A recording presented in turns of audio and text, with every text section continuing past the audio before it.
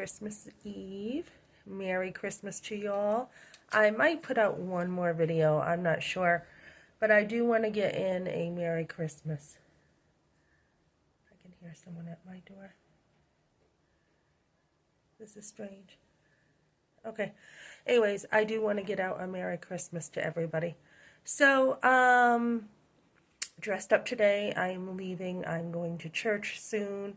I am on my own for church until my sons join me later. They are all going this morning to a different church. They all have their own plans. A little different for me. When I started going to church, I went with my newborn. I've never really gone to church, pretty much without, some of my sons around. So, I want to say, I'm getting distracted with everything. I want to say Merry Christmas. I want to share a couple things with you. So I had a comment last night when I was talking about my new ministry starting up about helping the homeless. Not just the homeless, but it's going to be a huge organization, huge, if everything goes my way. Usually doesn't go exactly my way, but it's going to be a huge outreach for all kinds of needs that people have. I had someone say to me, when we look at the resources out there, we look at, we only help you once, or our program is set up to just come on this particular day, or this, or you call a church and they're like, well, we're not open until next week, or whatever the cases are that people cannot get help. I'm going to be working through a lot of those solutions for people to get some real help. And when I was talking about my ministry starting off, I had a couple comments. One was, will I be able to have a receipt? And I'm like, yeah, definitely, So I am starting in January. I'm meeting with someone all the way up until April's convention that I will be doing a business plan, mission statements, getting all the legal stuff down for my nonprofit. It's going to be a lot of work. And then I have to compete, which it sounds like with this organization, I'm already probably going to have like a 99% chance of winning, because they are looking for an organization that's going to help families. So I'm not just helping the homeless, I'm helping families. I'm helping people turn their life around. We're getting back to family values. We're getting back to, not only do I work in the pro-life arena where we want moms to keep their babies, but we're looking at the whole entire family. So someone else commented on my video, and I want to talk about this, and they said, I think you like to hear yourself talk. Now, I had commented that I actually have to push myself here on YouTube, public speaking, which it's getting easier now. If you look back at my other videos, all I could do was say, because I was so nervous. And here I am again saying it. When I was a kid, I'm a very private person. So when I was a kid, I actually had hearing problems and I had speech problems. So I didn't have those communication needs met. And then when I was put in speech therapy, I had to take a Cheerio. This was in Suncook before we moved to Epsom, and had to, take a Cheerio on my tongue, move my tongue back and forth, and get the speech therapy I needed. So I wasn't a big talker as a little kid. Later on, when I was in Epsom, I think it was like second, third grade, we used to get called up, fourth grade, into class to speak, to write a story and to speak. And I used to love to write. I used to sit by the flagpole out front of Epsom Central School, and our teacher had us write in our journals, which I loved to do. But I was not somebody who liked public speaking. I would actually try to avoid eye contact. I would not raise my hand, and I would do anything to not be called up to speak in front of class.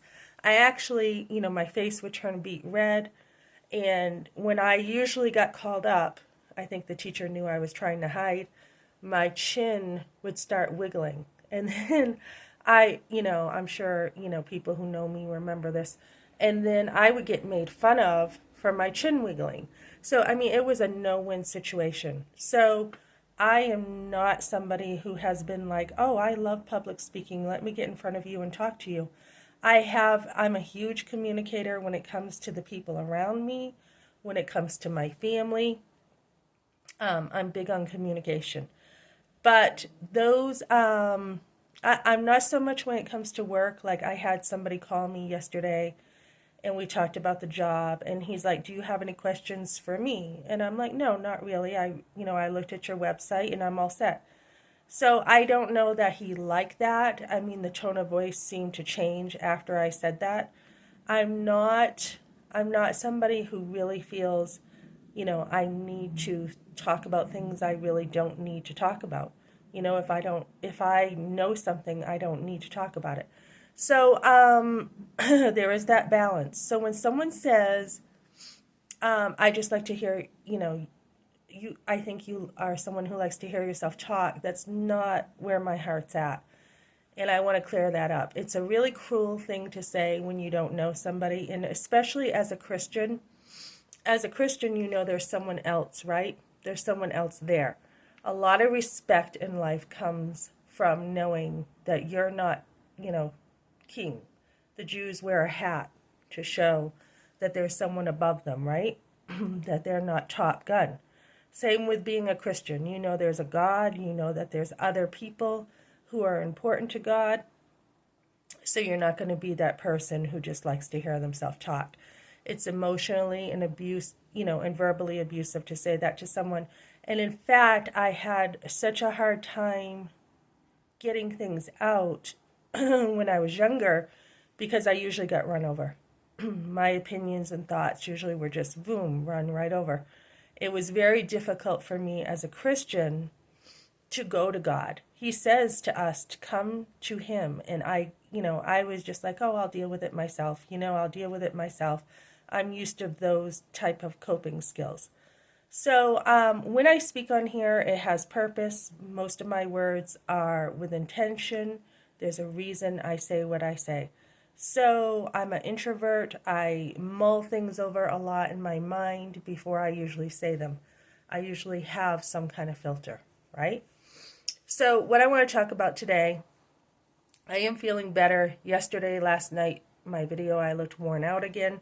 The saline did affect me from the plasma. It made me really cold yesterday that they put that in you. And I did have, just a runny nose last night. And I do feel like anything put in my body, I am sensitive to, so it does affect me. But I'm feeling better and rested today. And like I said, I'm going to church soon. But I want to share something with you for Christmas. I am a down-to-earth person. Today I'm dressing up for Christmas. I do like to dress up too. So what I want to talk about for Christmas and to give you, all of you who listen to me, a challenge is to go to John 8. Okay, so I've been thinking about this, and then I heard a sermon partly on this today, and I want to talk about this. Okay, so come on over here with me. So John 8, we look at, let me see. It says here in chapter 8, I don't know if I can keep my camera up and talk. I think I'm just going to summarize it. Basically, in John 8, there was a woman caught in adultery, right? And I've been looking at commentary about this. And I have shared my past. I have shared a lot about what I went through, brought up in the world. Models were my role model, etc. And she was caught in adultery. And I have a situation where there's someone I know who is not, living the right life. One of my sons, he's not living the right life.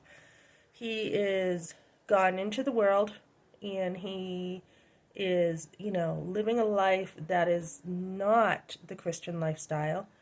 And I've been thinking about this week, and I'm like, how would Jesus react, right? How would he react? And I'm like, there's love and grace, but there's also truth, right? So I've been very forward with him about truth. And he's like, well, if you don't agree with me, or if you don't want to compromise your faith with me, then, basically we are not really going to have a relationship. And I am a mom who does not put up with disrespect. I just don't. I kill it right at the get go.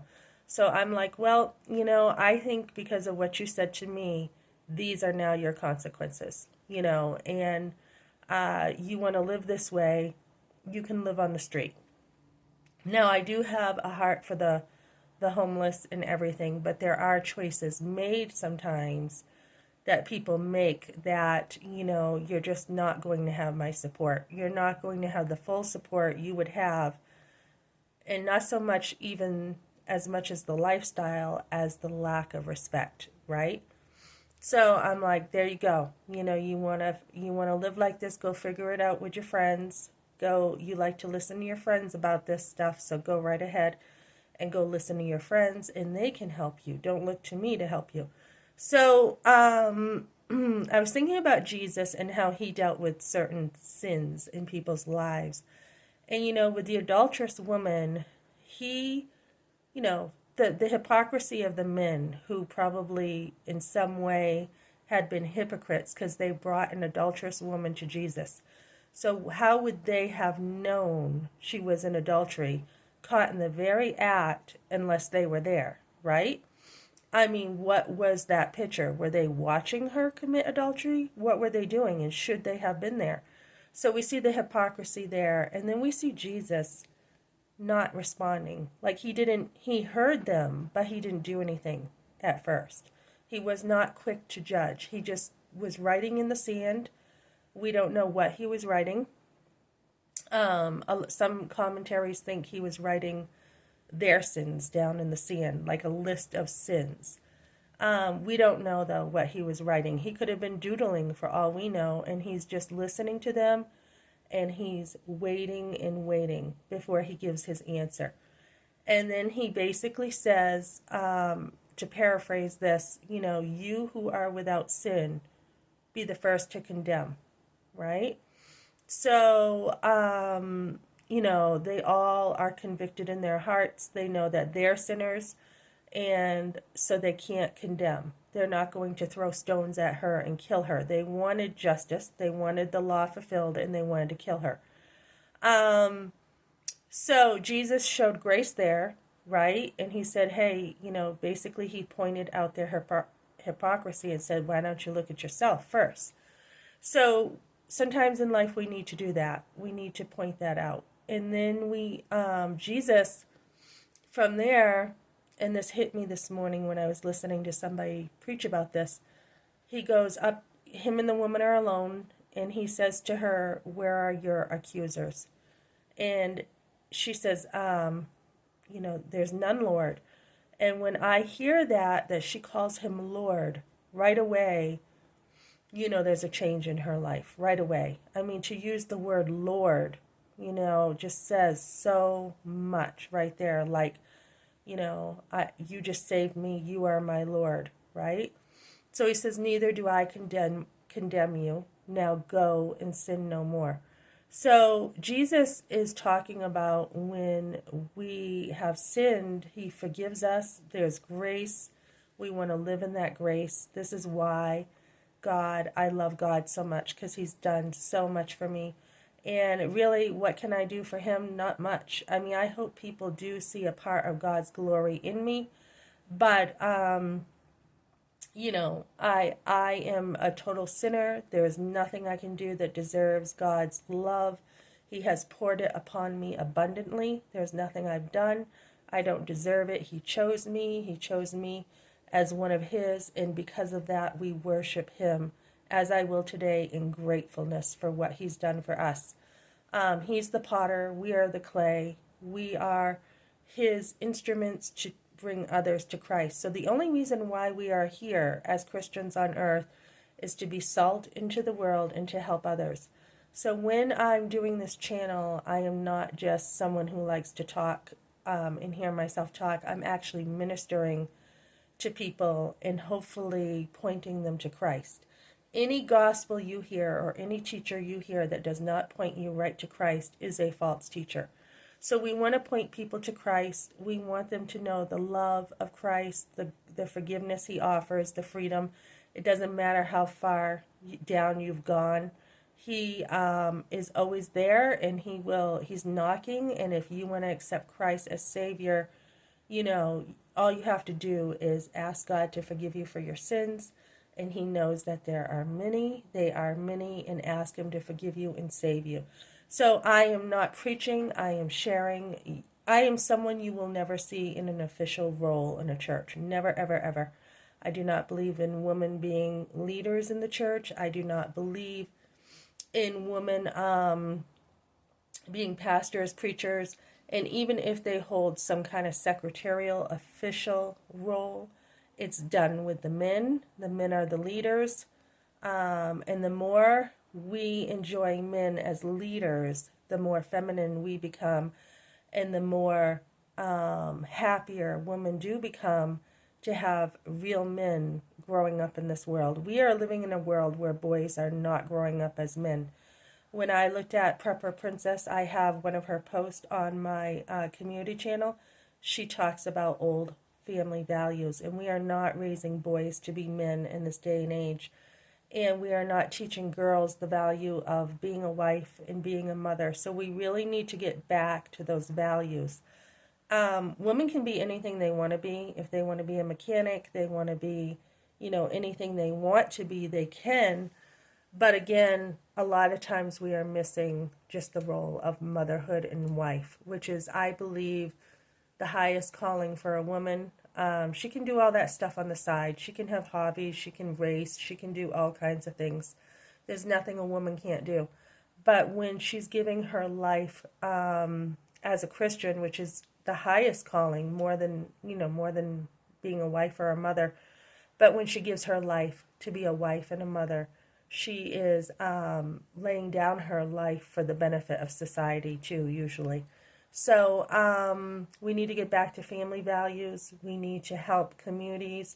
I was watching a Christmas movie last night with my son, and we watched a real good, Christmas movie where the community pulled in together and helped one another. That's how it used to be. If people needed help with a house, volunteers got together, people donated supplies, they helped somebody have a home. And people back in the day, they had the church help them too. They had community helping them all the time. So we want to get back to that, and that's what I'm looking to do with my ministry too. Okay, thanks for joining me, guys, and have a Merry Christmas.